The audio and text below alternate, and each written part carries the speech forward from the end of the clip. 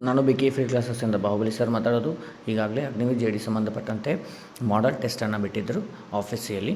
ಅಲ್ಲಿ 24 ಟೆಸ್ಟನ್ನು ಮುಗಿಸಿದ್ವಿ. ಈಗಿನ ಕ್ಲಾಸಲ್ಲಿ 25ನೇ ಟೆಸ್ಟು ಯಾವ ರೀತಿ ಕ್ವಶನ್ಸ್ ಬಂದವಂತೇಳಿ ನೋಡ್ತಾ ಹೋಗೋಣ. ಅದೇ ರೀತಿ ಯಾರಿನ್ನೂ ಸಬ್ಸ್ಕ್ರೈಬ್ ಮಾಡ್ಕೊರಿ, ಬೆಲ್ ಐಕಾನ್ ಕ್ಲಿಕ್ ಮಾಡಿ. ನೆಕ್ಸ್ಟ್ ವಿಡಿಯೋ ಅಪ್ಲೋಡ್ ಆದಮೇಲೆ ನಿಮಗೆ ನೋಟಿಫಿಕೇಷನ್ ಬಂದೇ ಬರುತ್ತೆ. ಅದೇ ರೀತಿ ಈ ಟೆಸ್ಟು ನಿಮಗೆ ಯಾರ್ಯಾರಿಗಪ್ಪ ಅಂತಂದ್ರೆ Agniveer J D, tradesmen, WMP ಎಲ್ಲರಿಗೂ ಯೂಸ್ ಆಗುವಂತಹ ಟೆಸ್ಟ್ಗಳಿರ್ತವೆ. ಟೋಟಲ್ 46 ಅದಾವ. ಇವುಗಳನ್ನ ಆದಷ್ಟು ಬೇಗ ನಿಮಗೆ ಮುಗಿಸ್ಕೊಡ್ತಾನೆ ಅಂತೇಳಿ ಈ ವೀಕ್ದಲ್ಲಿ ಮುಗಿತಾವೆ. Okay, done. ಲೇಟ್ ಮಾಡೋದು ಬೇಡ. ಅದೇ ರೀತಿ ಯಾರೇನು ಪ್ರಿವಿಯಸ್ ಕ್ಲಾಸಸ್ ಎಲ್ಲ ನೋಡಿಲ್ಲ ನೋಡಿರಿ. ಈಗ ಈ ಟೆಸ್ಟಲ್ಲಿ ಯಾವ ರೀತಿ ಕ್ವಶನ್ ಬಂದ ಅಂತೇಳಿ 15 to 20 ಮಿನಿಟ್ಸ್ ಒಳಗೆ ನೋಡ್ತಾ ಹೋಗೋಣ. ಓಕೆ, ಫಸ್ಟಿಗೆ ಜಿ ಕೆ ಸಂಬಂಧಪಟ್ಟಂತಹ ಫಸ್ಟ್ ಕ್ವಶನ್ ನೋಡ್ರಿ ಏನದ ಅಂಥೇಳಿ. 2023 ಫೆಬ್ರವರಿ ಹೊತ್ತಿಗೆ ರಾಜಕಾರಣಿ ಏಕನಾಥ್ ಶಿಂದೆಯವರು ಯಾವ ಪಕ್ಷಕ್ಕೆ ಸೇರಿದ್ದಾರೆ? ಇವರು ಮಹಾರಾಷ್ಟ್ರಕ್ಕೆ ಸೇರಿದ್ದಾರೆ. ಯಾವ ಪಕ್ಷ ಅಂತಂದ್ರೆ ಶಿವಸೇನೆಗೆ ಸಂಬಂಧಿಸಿದವರು. ನೆಕ್ಸ್ಟು ಫೆಬ್ರವರಿ 2023 ಗುಜರಾತ್ ಹೈಕೋರ್ಟ್ನ ಮೊದಲ ಮಹಿಳಾ ನ್ಯಾಯಮೂರ್ತಿಗಳು ಯಾರು ನೇಮಕಗೊಂಡರು ಅಂತ ಹೇಳಿ ಅದ. ಯಾರು? ಜಸ್ಟಿಸ್ ಸೋನಿಯಾ ಗೋಕಾನಿ. ಓಕೆ, ನೆಕ್ಸ್ಟು ಭಾರತೀಯ ಕರಾವಳಿ ರಕ್ಷಣಾ ಪಡೆಯ ಪ್ರಧಾನ ಕಚೇರಿ ಎಲ್ಲಿದೆ ಅಂತಂದ್ರೆ ನವದೆಹಲಿ ಒಳಗೆ ಅದ. 1856ರಲ್ಲಿ ಡ್ಯಾಶ್ ಒಂದು ಕಾಯ್ದೆಯನ್ನು ಜಾರಿಗೆ ತಂದಿತು. ಅದರ ಪ್ರಕಾರ ಕಂಪನಿ ಸೈನ್ಯದಲ್ಲಿ ಉದ್ಯೋಗಕ್ಕೆ ಸೇರುವ ಪ್ರತಿಯೊಂದು ಹೊಸ ವ್ಯಕ್ತಿಯ ಅಗತ್ಯವಿದ್ದರೆ ಸಾಗರೋತ್ತರದಲ್ಲಿ ಸೇವೆ ಸಲ್ಲಿಸಲು ಒಪ್ಪಿಕೊಳ್ಳಬೇಕಾಗುತ್ತದೆ. ಇದು ಯಾವ ಕಂಪನಿ ಅಂತಂದ್ರೆ ಈಸ್ಟ್ ಇಂಡಿಯಾ ಕಂಪನಿ. ನೆಕ್ಸ್ಟು ಬ್ರಿಟಿಷರ ವಿರುದ್ಧ ಹೋರಾಡಿದ ದಿವಂಗತ ಪೇಶ್ವೆ ಬಾಜಿರಾವರ ದತ್ತುಪುತ್ರ ಕೆಳಗಿನವರು ಯಾರು ಅಂತಂದ್ರೆ ನಾನಾ ಸಾಹೇಬ್ ಅವರು ದತ್ತುಪುತ್ರರಾಗಿದ್ದರು. ನೆಕ್ಸ್ಟು ಓಲ್ಡ್ ಮೋತಿಬಾಗ್ ಪ್ಯಾಲೇಸ್ ಎಂಬ ಸ್ಮಾರಕವು ಕೆಳಗಿನ ಯಾವ ರಾಜ್ಯದಲ್ಲಿದೆ ಅಂತಂದರೆ ಇದು ಪಂಜಾಬದಲ್ಲಿದೆ. ನೆಕ್ಸ್ಟು ಡ್ಯಾಶ್ನಲ್ಲಿರುವ ಶತ್ರುರ್ಗೈ ಎಂಬ ಹರಪ್ಪ ನಿವೇಶನದಲ್ಲಿ ಕಾಲುವೆಗಳ ಕುರುಹುಗಳು ಕಂಡುಬಂದಿವೆ. ಎಲ್ಲಪ್ಪ ಅಂತಂದ್ರೆ ಅಫಘಾನಿಸ್ತಾನದಲ್ಲಿ. ನೆಕ್ಸ್ಟು ಪ್ರಸಿದ್ಧ ಟಿಬೇಟಿಯನ್ ಬೌದ್ಧ ಸುವರ್ಣ ದೇವಾಲಯ ಯಾವ ರಾಜ್ಯದಲ್ಲಿದೆ ಅಂತಾರೆ? ಕರ್ನಾಟಕ. ಅದು ಯಾವ ಪ್ಲೇಸ್ ಅಂತಂದ್ರೆ ಬೈಲಿಕಪ್ಪೆ ಅಂಥೇಳಿ. ಎರಡು ಪ್ಲೇಸ್ಗಳ ನೆನಪಿರಬೇಕು. Okay, done. ನೆಕ್ಸ್ಟು ಕೆಳಗಿನವುಗಳಲ್ಲಿ ಭಾರತದ ಅತಿ ಉದ್ದವಾದ ನದಿಯನ್ನು ಗುರುತಿಸಿ ಅಂತಂದ್ರೆ ಗಂಗಾ ನದಿ. ಹೊಸ ಮರಗಳನ್ನು ನೆಡುವುದರ ಮೂಲಕ ನಾಶವಾದ ಕಾಡುಗಳನ್ನು ಮರುಸ್ಥಾಪನೆ ಏನೆಂದು ಕರೆಯುತ್ತಾರೆ ಅಂತಂದ್ರೆ ಮರು ಅರಣ್ಯೀಕರಣ ಅಂತೀವಿ, ರೀಫಾರೆಸ್ಟೇಷನ್. ಡೆಮೋಗ್ರಫಿ ಎಂಬ ಪದವು ಡೆಮೋಸ್ ಮತ್ತು ಗ್ರಾಫಿ ಎಂಬ ಎರಡು ಪ್ರಾಚೀನ ಗ್ರೀಕ್ ಪದಗಳಿಂದ ಬಂದಿದೆ. ಡೆಮೋಸ್ ಅಂದರೆ ಏನು ಅಂತಂದ್ರೆ ಡೆಮೋಸ್ ಅಂದರೆ ಪೀಪಲ್ಸ್, ಜನರು ಅಂತೇಳಿ. ನ್ಯಾಯಾಧೀಶರು ಯಾವುದೇ ಭಯ ಅಥವಾ ಪಕ್ಷಪಾತವಿಲ್ಲದೆ ತಮ್ಮ ಕಾರ್ಯಗಳನ್ನು ನಿರ್ವಹಿಸಲು ಶಕ್ತರಾಗಿರಬೇಕು ಎಂಬ ಹೇಳಿಕೆ ಭಾರತದ ಯಾವ ರೀತಿಯ ನ್ಯಾಯಾಂಗವನ್ನು ಪ್ರತಿನಿಧಿಸುತ್ತದೆ ಅಂದರೆ ನ್ಯಾಯಾಂಗದ ಸ್ವಾತಂತ್ರ್ಯ ಅಂತೀವಿ. ಭಾರತದಲ್ಲಿ ರಾಷ್ಟ್ರಪತಿ ಚುನಾವಣೆಗೆ ಸ್ಪರ್ಧಿಸಲು ಕನಿಷ್ಠ ವಯಸ್ಸು ಎಷ್ಟಂತಂದ್ರೆ 35 ವರ್ಷಗಳು. ಕೆಳಗಿನ ಯಾವ ಕ್ರೀಡೆ ಡಕ್ ಎಂಬ ಪದವನ್ನು ಬಳಸಲಾಗುತ್ತದೆ ಅಂದರೆ ಕ್ರಿಕೆಟ್ನಲ್ಲಿ ಬಳಸಲಾಗುತ್ತದೆ. ಕೆಳಗಿನ ಯಾವ ಆಟ ಬ್ಯಾಟನ್ ಕೈ ಬದಲಾವಣೆ ನಡೆಯುತ್ತದೆ ಅಂತಂದ್ರೆ ಇಲ್ಲಿ ರಿಲೇಯಲ್ಲಿ ನಡೆಯುತ್ತದೆ. ಇದು ಜಿ ಕೆಗೆ ಸಂಬಂಧಪಟ್ಟಂತಹ 15 ಕ್ವಶನ್ಗಳಾದರೆ ನೆಕ್ಸ್ಟ್ ಬರುವಂಥದ್ದು ಸಾಮಾನ್ಯ ವಿಜ್ಞಾನ, ಸೈನ್ಸ್ಗೆ ಸಂಬಂಧಪಟ್ಟಂತಹ ಕ್ವಶನ್ಗಳು ನೋಡಿ. ಮನೆಯಲ್ಲಿರುವ ಬಲ್ಬ್ ಯಾವಾಗ ಬೆಳಗುತ್ತದೆ ಎಂದರೆ ಅದರ ಸರ್ಕ್ಯೂಟ್ ಮೂಲಕ ಡ್ಯಾಶ್ ಹರಿದಾಗ ಅಂತಂದ್ರೆ ವಿದ್ಯುತ್ ಅದರ ಪರಿಪಾತದಲ್ಲಿ ಹರಿದಾಗ ಅಂದ್ರೆ ವಿದ್ಯುತ್ ಪ್ರವಾಹ ಹರಿದಾಗ ಅನ್ನಂಗೆ. ನೆಕ್ಸ್ಟು ಸಾಮಾನ್ಯವಾಗಿ ಡ್ಯಾಶ್ಗಳಲ್ಲಿ ಉಷ್ಣವಹನ ಕಂಡಕ್ಷನ್ ಪ್ರಕ್ರಿಯೆ ಮೂಲಕ ವರ್ಗಾವಣೆಯಾಗುತ್ತದೆ ಅಂತಂದ್ರೆ ಇಲ್ಲಿ ವರ್ಗಾವಣೆ ಆಗುವುದು ಎಲ್ಲಪ್ಪ ಅಂತಂದ್ರೆ ಘನ ವಸ್ತುಗಳಲ್ಲಿ ಸಾಲಿಡ್ಸ್ಗಳಲ್ಲಿ ಇದು ವರ್ಗಾವಣೆಯಾಗುವಂಥದ್ದು. ನೆಕ್ಸ್ಟು ಚಮಚದ ಒಳಗಿನ ನಯನವಾದ ವಕ್ರ ಮೇಲ್ಮೈ ಯಾವ ಕನ್ನಡಿಯಂತೆ ವರ್ತಿಸುತ್ತದೆ ಅಂತಂದ್ರೆ ನಿಮ್ನ ದರ್ಪಣ ಕಾನ್ಕೇವ್ನಂತೆ ವರ್ತಿಸುತ್ತದೆ. ಯಾವ ಪ್ರಾಣಿಯು 20,000 ಹರ್ಟ್ಜ್ಗಿಂತ ಹೆಚ್ಚಿನ ಆವರ್ತನ ಶಬ್ದಗಳನ್ನು ಕೇಳಬಲ್ಲವು ಅಂತಂದ್ರೆ ನಾಯಿ. ಇದು 20,000 ಹರ್ಟ್ಜ್ಗಿಂತಲೂ ಹೆಚ್ಚಿನ ಒಂದು ಶಬ್ದವನ್ನು ಗ್ರಹಿಸಬಲ್ಲದು. ನೆಕ್ಸ್ಟು ಕೆಳಗಿನವುಗಳಲ್ಲಿ ಯಾವುದನ್ನು ಸಾಮಾನ್ಯವಾಗಿ ಬೆಳಕಿಗಾಗಿ ಬಳಸಲಾಗುತ್ತದೆ ಆದರೆ ಅವು ಹೆಚ್ಚು ಉಷ್ಣವನ್ನು ನೀಡುತ್ತವೆ ಅಂತಂದ್ರೆ ಇಲ್ಲಿ ಪ್ರಕಾಶಮಾನವಾದ ವಿದ್ಯುತ್ ಬಲ್ಬುಗಳು. ಯಾವುದು? Option number first. ನೆಕ್ಸ್ಟು ಯಾವುದೇ ನಯಗೊಳಿಸಿದ ಅಥವಾ ಹೊಳೆಯುವ ಮೇಲ್ಮೈಯು ಒಂದು ಡ್ಯಾಶ್ನಂತೆ ವರ್ತಿಸುತ್ತದೆ ಅಂತಂದ್ರೆ ಇದು ಒಂದು ಕನ್ನಡಿಯಂತೆ ವರ್ತಿಸುತ್ತದೆ, ಮಿರರಂಗ ವರ್ತಿಸುತ್ತದೆ. ನಮ್ಮ ಹೊಟ್ಟೆಯಲ್ಲಿ ಜಠರದಿಂದ ಉತ್ಪತ್ತಿಯಾಗುವ ಆಮ್ಲದ ಹೆಸರೆಂದರೆ ಹೈಡ್ರೋಕ್ಲೋರಿಕ್ ಆಮ್ಲ, HCl ಉತ್ಪಾದನೆ ಆಗುವುದು. ನೆಕ್ಸ್ಟು ಡ್ಯಾಶ್ ಒಂದು ಭೌತಿಕ ಬದಲಾವಣೆಯಾಗಿದೆ ಅಂತಂದ್ರೆ ಇಲ್ಲಿ ಭೌತಿಕ ಬದಲಾವಣೆ ಯಾವುದಾಗೈತೆ ಅಂತಂದ್ರೆ ಮಂಜುಗಡ್ಡೆ ಕರಗುವುದು ಒಂದು ಭೌತಿಕ ಬದಲಾವಣೆ. Melting of ice. ವಸ್ತುವೊಂದರ ಆಕಾರ, ಗಾತ್ರ, ಬಣ್ಣ ಮತ್ತು ಸ್ಥಿತಿಯಂತಹ ಗುಣಗಳನ್ನು ಅದರ ಡ್ಯಾಶ್ ಎನ್ನಲಾಗಿದೆ ಅಂತಂದ್ರೆ ಭೌತಿಕ ಗುಣಲಕ್ಷಣಗಳು ಫಿಸಿಕಲ್ ಪ್ರಾಪರ್ಟೀಸ್ ಅಂತೀವಿ. ವಿನೆಗರ್ ಯಾವ ಆಮ್ಲವನ್ನು ಹೊಂದಿರುತ್ತದೆ ಅಂತಂದರೆ ಅಸಿಟಿಕ್ ಆಮ್ಲವನ್ನು ಹೊಂದಿರುತ್ತದೆ. ಯಾವ ಗ್ರಂಥಿಯು ಪಿತ್ತರಸವನ್ನು ಸ್ರವಿಸುತ್ತದೆ ಅಂದರೆ ಲಿವರ್, ಅದು ಏನು ಪಿತ್ತರಸವನ್ನು ಗ್ರಹಿಸುತ್ತದೆ. ಯಾವ ಅಂಗವು ಅಂಡಾಣು ಎಂದು ಕರೆಯಲಾಗುವ ಹೆಣ್ಣು ಗ್ಯಾಮೆಟ್ಗಳನ್ನು ಉತ್ಪಾದಿಸುತ್ತದೆ ಅಂತಂದರೆ ಓವರಿ, ಅಂಡಾಶಯ ಇದು ಉತ್ಪತ್ತಿ ಮಾಡುವಂಥದ್ದು. ಯಾವ ಸಸ್ಯವು ತನ್ನ ಕಣ್ಣು ಭಾಗದಿಂದ ಚಿಗುರು ಒಡೆಯುತ್ತದೆ ಅಂದರೆ ಮೊಗ್ಗು ಅಂಕುರ ಅಂತೀವಲ್ಲ, ಅದು ಎಲ್ಲಿಂದ ಒಡೆಯುತ್ತದೆ ಅಂತಾರೆ ಯಾವ ಸಸ್ಯ ಒಳಗಂದ್ರೆ ಆಲೂಗಡ್ಡೆ ಒಳಗೆ ಅದು ಮೊಳಕೊಡೆಯುತ್ತದೆ. ಡ್ಯಾಶ್ ಒಂದು ಅಜೀವ ಘಟಕವಾಗಿದೆ. ಅಜೀವ ಘಟಕ ಅಂತಂದ್ರೆ ಮಣ್ಣು ಒಂದು ಅಜೀವ, ಅದಕ್ಕೆ ಜೀವವಿಲ್ಲ. ಮಲೇರಿಯಾ ರೋಗವು ಯಾವುದರಿಂದ ಬರುತ್ತದೆ ಅಂತಂದ್ರೆ ಮಲೇರಿಯಾ ರೋಗ ಪ್ರೋಟೋಜೋವಾಗಳಿಂದ ಬರುತ್ತದೆ.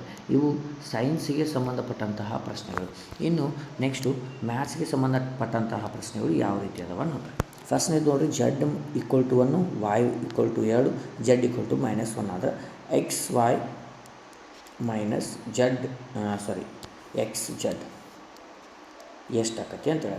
ಎಕ್ಸ್ ಅಂದ್ರೆ 1 ಇಂಟು 2 ಮೈನಸ್ ಎಕ್ಸ್ ಅಂದ್ರೆ 1 Z ಅಂದ್ರೆ -1.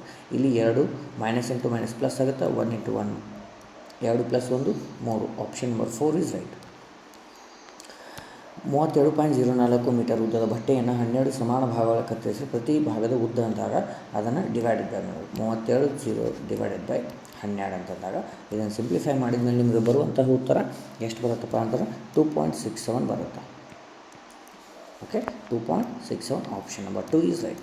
ನೆಕ್ಸ್ಟು 180 ಮತ್ತು 252ರ ನಿಖರವಾದ ಭಾಗಿಸುವ ಅತ್ಯಂತ ದೊಡ್ಡ ಸಂಖ್ಯೆ ಯಾವುದು ಅಂತಂದ್ರೆ ಮಸ ತೆಗಿಬೇಕು. ಮಸ 36 ಬರ್ತದೆ. ನೆಕ್ಸ್ಟು ತಂದೆ ಮತ್ತು ತಾಯಿ ಮತ್ತು ಇಬ್ಬರು ಪುತ್ರಿಯರು, ಟೋಟಲ್ 4 ಜನ ಆದರೆ ಅವರ ಸರಾಸರಿ ವಯಸ್ಸು 32 ಅದ. ಟೋಟಲ್ ಎಷ್ಟಾಯಿತು? 32 × 4 ಅಂದರೆ 128 ಆಯಿತು. ನೆಕ್ಸ್ಟು ತಂದೆ ಮತ್ತು ತಾಯಿ ಇಬ್ಬರು ವಯಸ್ಸು ಎಷ್ಟದ? 44 ಸರಾಸರಿ ವಯಸ್ಸು. ಅದರ ಟೋಟಲ್ ಎಷ್ಟಾಯಿತು? 88. ಹಾಗಾದರೆ ಪುತ್ರಿಯರ ವಯಸ್ಸು 4 ಮಂದಿ ಒಳಗೆ ಇಬ್ಬರು ಹೋದರೆ ಇನ್ನಿಬ್ಬರು ಉಳಿತು. ಇದರೊಳಗೆ ಇದನ್ನು ಮೈನಸ್ ಮಾಡಿದ್ರೆ ಎಷ್ಟು ಉಳಿತು? ಟೋಟಲು 40 ಉಳಿತು. ಆದರೆ ಸರಾಸರಿ ಅಂತಂದಾಗ 40 / ಇಬ್ಬರು ಜನ ಆದರೆ ಅಂದ್ರೆ ಟೋಟಲು ಒಬ್ಬೊಬ್ಬರು 20 ಬರುತ್ತೆ. ಆಪ್ಷನ್ ನಂಬರ್ ಎಷ್ಟದಪ್ಪ? 3rd one. ನೆಕ್ಸ್ಟು 35ನೇದು. ಒಂದು ನಿರ್ದಿಷ್ಟ ದೂರವನ್ನು 3 ಗಂಟೆಗಳಲ್ಲಿ ಸರಾಸರಿ ವೇಗ 64. 3 ಗಂಟೆಗಳಲ್ಲಿ 64 ಅಂದರೆ ಎಷ್ಟಾಯಿತು? 192. ಹಾಗಾದ್ರೆ ಮೊದಲ 2 ಗಂಟೆಗಳಲ್ಲಿ ಎಷ್ಟು ಹೋಗೈತಿ? 120 ಕಿಲೋಮೀಟ್ರ್ ಹೋಗೈತಿ. ಹಾಗಾದ್ರೆ ಕೊನೆಯ 1 ಗಂಟೆ ಅಂದರೆ ಮೈನಸ್ ಮಾಡಬೇಕು. ಎಷ್ಟಾಯಿತು? 77 ಕಿಲೋಮೀಟ್ರ್ ಕೊನೆಯ 1 ಗಂಟೆಗಳಲ್ಲಿ ಇದು ಕ್ರಮಿಸಿದ್ದ ದೂರ. ನೆಕ್ಸ್ಟು 54% ಭಿನ್ನರಾಶಿ ರೂಪದಾಗ ಬರೆಯಂದ್ರೆ 54 / 100 ಅಂದ್ರೆ 2 2 4 2 7 14 2 50 ಅಂದ್ರೆ 27/50 is the answer final. Okay, done. Next FGH 3 ಜನ ಅದರ. ಇಲ್ಲಿ ಇವ್ರ ಅನುಪಾತ ಎಷ್ಟದ? 3 5 7 ಅದ. ಇವರು ಅನುಪಾತ ಇದ್ದಾಗ ಕೂಡಿಸಿ ಎಷ್ಟಾಯಿತು? 15 ಆಯಿತು. ಹೌದಾ? ಸರಿ, ಎಷ್ಟದ? 2 ಅದಲ್ಲ, ಸರಿ 2 ಎಷ್ಟಾಯಿತು? ಟೋಟಲು 10 ಆಯಿತು. 10 ಅಂದ್ರೆ ಅವ್ರು ಎಷ್ಟು ಕೊಟ್ಟಾರೆ? ಟೋಟಲು 13,450. ಆಮೇಲೆ ಅವ್ರು ಹೇಳಿದ್ದೇನು? ಇದಕ್ಕೆ ಇಂಟು ಎಷ್ಟು ಮಾಡ್ಯಾರ? 1345 ಮಾಡ್ಯಾರ. ಹಾಗಾದ್ರೆ ಎಫ್ ಅವ್ರದಷ್ಟು? ಎಫ್ ಅಂದ್ರೆ 3. ಇದಕ್ಕೂ ಕೂಡ 1345 ಇಂಟು ಮಾಡಿದರೆ ನಮಗೆ ಬರುವಂಥ ಉತ್ತರ ಎಷ್ಟು? 4035. Option number 4 is right.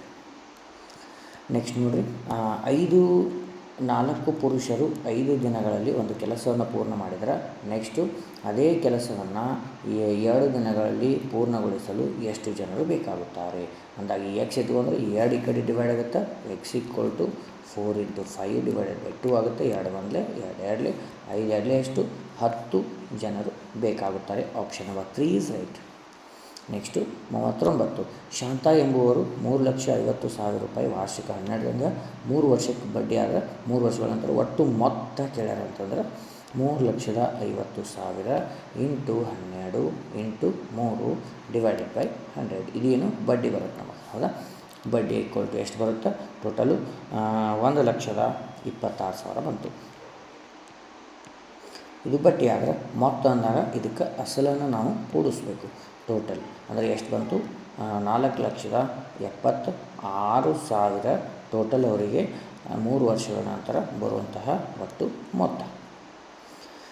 Next A B C 3 ಜನ ಎ ಬಿ ಸಿ 3 ಜನ ಒಂದು ಕೆಲಸವನ್ನು 20ರಿಂದ ಮಾಡ್ತಾರೆ. ಹಾಗಾದ್ರೆ ಎ ಒಬ್ಬ ಏನು ಮಾಡ್ತಾನೆ 24ರಿಂದ ಮಾಡ್ತಾರೆ.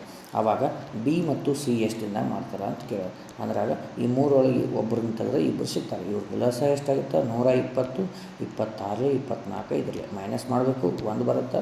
ಅದು L C M divided by 1 ಅಂತಂದಾಗ ಎಷ್ಟು ಬಂತು 120 ಡಿವೈಡೆಡ್ ಬೈ 1 ಅಂದರೆ 120 ಡೇಸ್ ಒಳಗೆ ಅವರಿಬ್ಬರು ಮಾಡಬೇಕಾಗತ್ತೆ. Option number 4 is right.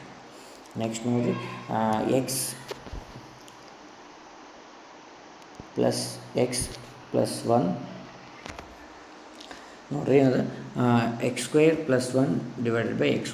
ಇಲ್ಲಿ ಒಂದು ಸ್ವಲ್ಪ ನೆಕ್ಸ್ಟ್ ಏನಂತಂದ್ರೆ ಇದ್ರದ್ದು x + 1/x. Okay, x + 1/x whole square ಮಾಡಿದ್ರೆ ಈಕ್ವಲ್ ಟು ಎಷ್ಟದ 12 ಅದ.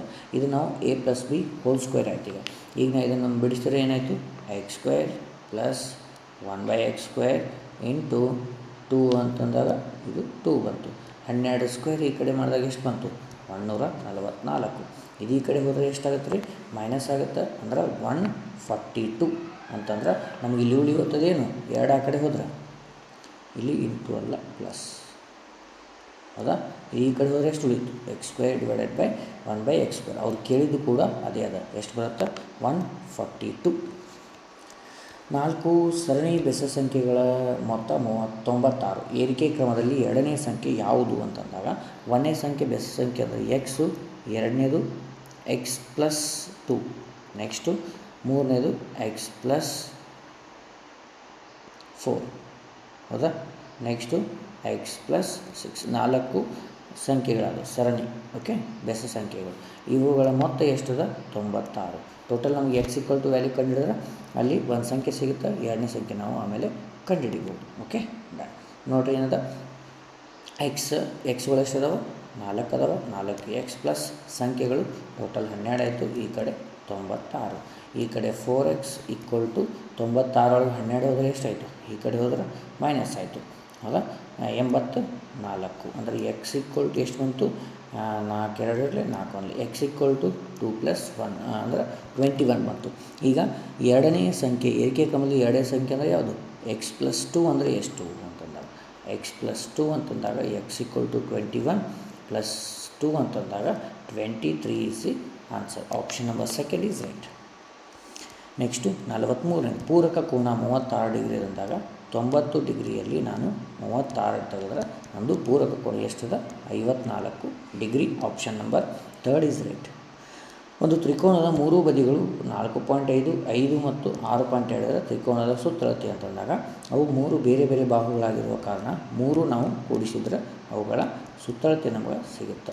ಇವನ್ನೆಲ್ಲ ಕೂಡಿಸಿದ್ರೆ ಎಷ್ಟು ಬಂತು total 15.7. Option number A is right. Okay, done. Next 45ನೇ ಉದ್ದ ಮತ್ತು ಅಗಲಗಳು ಕ್ರಮವಾಗಿ 14 ಸೆಂಟಿಮೀಟರ್ ಮತ್ತು 7 ಸೆಂಟಿಮೀಟರ್ ಆದರೆ ಆಯತದ ವಿಸ್ತೀರ್ಣ ಅಂದಾಗ ಆಯತದ ವಿಸ್ತೀರ್ಣ L × B ಅಂತಂದಾಗ 14 × 7 ಅಂತಂದಾಗ ಎಷ್ಟು ಬರುತ್ತೆ 98 centimetre square. Option number A is right. ಇವು ಮ್ಯಾಥ್ಸ್ಗೆ ಸಂಬಂಧಪಟ್ಟಿದ್ದಾದರೆ ಇನ್ನು ರೀಸನಿಂಗ್ ಸಂಬಂಧಪಟ್ಟಂತಹ ಕ್ವಶನ್ಗಳು. ಇಲ್ಲಿ ಈ ಆದ ಬಳಿಕ ಒಂದೊಂದು ಅಕ್ಷರ ನೋಡಿ ಜಿ ಅದ ಅಂದರೆ ಎಷ್ಟಾಗೈತಿ shift +2. Okay, then next G ಆದಮೇಲೆ ಐ. ಇದೇ ರೀತಿ +2 ಮಾಡ್ಕೊತ ಹೋದಾಗ ನಮಗೆ ಕೆ ಆದಮೇಲೆ +2 ಮಾಡಿದರೆ ನಮಗೇನು ಬರುತ್ತೆ ಕೆ ಆದಮೇಲೆ ಎಲ್ ಎಮ್ ಬರುತ್ತೆ. ಎಮ್ ಎಲ್ಲಾದ್ರಾಗದ. ನೆಕ್ಸ್ಟು ಪಿ ಆದಮೇಲೆ ಏನೇನದ ನೋಡಿ OP ಹಿಂದಿಂದ ಬಡ್ಕೊತ ಹೋಗ್ಯಾರ. ಈಗ ಎಮ್ ಅದ. ಎಮ್ ಆದ ನಂತರ ಈ ಫಸ್ಟಿಗೆ ಏನು ಮಾಡ್ಯಾರ ಎಮ್ ಹಿಂದಿಂದ ಯಾವುದು ಅಂತಂದ್ರೆ ಎಲ್ಲು ಅಂದ್ರೆ ಈ ಕಡೆ ಮೈನಸ್ ಮಾಡ್ಕೊತ ಹೋಗ್ಯಾರ. ಹಿಂಗೆ ಹೋಗ್ಯಾರ ಹೌದಾ, ಹಿಂಗೆ ಹೋಗ್ಯಾರ. ಇದೇ ರೀತಿ ನಮಗೆ ಎಮ್ ಹಿಂದಿಂದು ಯಾವುದಪ್ಪ ಅಂತಂದ್ರೆ ಎಲ್ ಬರುತ್ತೆ ಅಂದ್ರೆ M L. Option number 3 is right. Next ನೋಡಿರಿ ಇಲ್ಲಿ ಕೋಡಿಂಗ್ ಡಿಕೋಡಿಂಗ್ ಅದ ಏನೂ ಇಲ್ಲ. +1 ಮಾಡ್ಯಾರ. ಇಲ್ಲ +1 ಮಾಡ್ಯಾರ ಅಂದ್ರೆ ಸೀಲ್ ಡಮ್ ಅಂದ್ರೆ ಎಸ್ ಫಸ್ಟ್ ಲೆಟ್ರ್ ಎಸ್ ಆದಮೇಲೆ ಅದು ಟಿ ಬರುತ್ತೆ, ಎಮ್ ಆದಮೇಲೆ ಎನ್ ಬರುತ್ತೆ. ಎಲ್ಲದ್ರಾಗ ಲಾಸ್ಟ್ ಲೆಟ್ರ್ ಸೇಮ್ ಅದ ಹೌದಾ. ಆಮೇಲೆ ನೆಕ್ಸ್ಟ್ ನಾವೇನು ಬರುತ್ತೆ ಇ ಆದಮೇಲೆ ಎಫ್, ಎಲ್ ಆದಮೇಲೆ ಎಮ್, ಎಫ್ ಎಮ್ ಎಲ್ಲದ್ರಾಗದ. ಇದು ಬರೋಂಗಿಲ್ಲ ಎನ್ ಅದ ಹೌದಾ. 3 ನೆಕ್ಸ್ಟು ಡಿ ಆದಮೇಲೆ ಇ ಬರುತ್ತಾ, ಇಲ್ಲಿ ಎಫ್ ಅದ ನೋಡಿರಿ, ಇದು ಬರೋಂಗಿಲ್ಲ. ನೆಕ್ಸ್ಟು ಇಲ್ಲಿ ಎಫ್ ಅದ, ಇದು ಬರೋಂಗಿಲ್ಲ. ಅಂದ್ರೆ ನಮಗೆ ಬರುವಂಥದ್ದು ಎಫ್ ಅದಲ್ಲ, ಇಲ್ಲಿ ಬರುತ್ತೆ ನೋಡಿ, ಇದು ಇ ಅದ. Okay, done. ಇ ಆದಮೇಲೆ ಓ ಆದಮೇಲೆ ಯಾವ್ದು ಬರುತ್ತಾ, ಪಿ ಬರುತ್ತೆ. ಅಂದ್ರೆ T F MEPN option number 4 is right. Okay, done. 48ನೇದು ನೋಡಿರಿ, ಇಲ್ಲಿ ಡಿಕ್ಷನರಿ ರೂಪದಲ್ಲಿ ಜೋಡಿಸು ಅಂದಾಗ ಫಸ್ಟಿಗೆ ಯಾವ್ದು ಬರುತ್ತಾ, 4ನೇದು ಬರುತ್ತಾ. ಆಮೇಲೆ 4ನೇದು ಆದ ನಂತರ ಸಿ ಆದಮೇಲೆ ಯಾವ್ದು ಬರುತ್ತಾ, ಸಿ ಆದಮೇಲೆ ಎಲ್ ಅದ ನೋಡಿರಿ. ಎಸ್, ಅಂದ್ರೆ 5ನೇ ಲೆಟ್ರ್ ಬರುತ್ತಾ. ಓಕೆ, 5ನೇದು ಆದ ನಂತರ ಯಾವ್ದು ಬರುತ್ತಾ, ಎನ್ ಅದ. 3ನೇದು ಬರುತ್ತಾ, ಅಂದರೆ ಇಲ್ಲಿ 1 ಅದ, ಇದು ಬರೋಂಗಿಲ್ಲ. ಹೌದಾ, ಇಲ್ಲಿ 2 ಅದ, ಇದು ಬರೋಂಗಿಲ್ಲ. ಇನ್ನು ಉಳಿದದ್ದು 2ನೇದು ಮತ್ತು 3ನೇ ಆಪ್ಷನ್ದಾಗ ಯಾವ್ದು ಬರುತ್ತೆ. ನೆಕ್ಸ್ಟ್ ಯಾವ್ದು ಬರುತ್ತಾ, SH ಅದ. ಅಂದ್ರೆ ಯಾವ್ದು ಬರುತ್ತಾ, ಎಚ್ ಫಸ್ಟಿಗೆ ಬರುತ್ತಾ, ಅಂದ್ರೆ 2ನೇ ಲೆಟ್ರ್. ಅಂದ್ರೆ ಆಪ್ಷನ್ ನಂಬರ್ 2 ಈಸ್ ರೈಟ್. ಭಾಳಷ್ಟು ಇಂಪಾರ್ಟೆಂಟು, ಪ್ರತಿ ಸಲ ಇದನ್ನ ಕ್ವಶನ್ ಕೇಳ್ತಾರೆ. ಈ ಸಲ ಅವರು 100% ಬಂದೇ ಬರುತ್ತೆ. ನೆಕ್ಸ್ಟು 49ನೇ ಕ್ವಶನ್ ನೋಡಿರಿ. ಇಲ್ಲೇನು ಕೇಳ್ಯಾರ, ಒಂದು ಸಂಖ್ಯೆ ಇರ್ತದೆ, ನಡು ಒಂದು ಸಂಖ್ಯೆ ಇರಬೇಕು. ಓಕೆ, ಆ ಸಂಖ್ಯೆ ಮುಂದೆ ಸಮಸಂಖ್ಯೆ ಇರಬೇಕು, ಹಿಂದೆ ಚಿಹ್ನೆ ಇರಬೇಕು. ಅಂಥವು ಎಷ್ಟು ಅದಾವ ಅಂತಂದ್ರೆ ನೋಡೋಣ. ಇಲ್ಲಿ ನೋಡಿ, ಚಿಹ್ನೆ ಅದ, ನಡು ಒಂದು ಸಂಖ್ಯೆ ಅದ, ಅದಾದ ನಂತರ ಒಂದು ಸಮಸಂಖ್ಯೆ ಅದ. ಇಂಥವು ಮುಂದೆ ಎಲ್ಲಿ ಇಲ್ಲ ಅಂತಂದಾಗ ಇದು ಒಂದೇ ಆಪ್ಷನ್ ಅದ ನಮ್ಮಲ್ಲಿ. ಅಂದ್ರೆ ಇಲ್ಲಿ ಆಪ್ಷನಲ್ಲಿ ಕೆಲವೊಂದು ಸ್ವಲ್ಪ ಮಿಸ್ಟೇಕ್ ಆಗೈತಿ. ಸೊ ಅದಕ್ಕೋಸ್ಕರ ನಮಗೆ ಯಾವುದಾದ್ರು ಆಪ್ಷನ್ ನಂಬರ್ ಇಲ್ಲಿ ಒಂದೇ ಬರುತ್ತೆ. Okay, done. 50ನೇ ಕ್ವಶನ್ ನೋಡಿರಿ. ಇಲ್ಲಿ ಏನೇನು ಮಾಡಬೇಕು, -1 ಮಾಡ್ಯಾರ ಅಂದಾಗ ಎಲ್ -1 ಅಂದಾಗ ಎಲ್ ಹಿಂದಿಂದ ಯಾವುದು, ಕೆ ಬರುತ್ತೆ. ಆಮೇಲೆ ಓ ಹಿಂದಿಂದ ಯಾವುದು, ಎನ್ ಬರುತ್ತೆ. ಹೌದಾ, ನೆಕ್ಸ್ಟು ಎನ್ ಬರುತ್ತಾ, ಎ ಹಿಂದಿಂದು ಜಡ್ ಬರುತ್ತೆ. ಹೌದಾ, ನೆಕ್ಸ್ಟು ಇ ಬರುತ್ತೆ, ಎಫ್ ಏನಿದೆ ಅಂದರೆ KNZE option number 2 is right. So ಇದು ನಿಮ್ಮದು 25th ಟೆಸ್ಟ್ ಆಯಿತು. ಓಕೆ, ಮತ್ತು ನಾನೇನು ಮಾಡ್ತೀನಿ, ನೆಕ್ಸ್ಟ್ ಕ್ಲಾಸಲ್ಲಿ ಆದಷ್ಟು ಬೇಗ 26ನೇ ಟೆಸ್ಟನ್ನು ನಿಮ್ಮ ಮುಂದೆ ತರ್ತೀನಿ. ಅಲ್ಲಿವರೆಗೂ ಈ ಪ್ರೀವಿಯಸ್ ಕ್ಲಾಸಸ್ ಯಾರು ನೋಡಿಲ್ಲ ನೋಡಿರಿ. ಮತ್ತೆ ಮುಂದಿನ ಕ್ಲಾಸಲ್ಲಿ ಭೇಟಿ ಆಗ್ತೀನಿ. ಜೈ ಹಿಂದ್.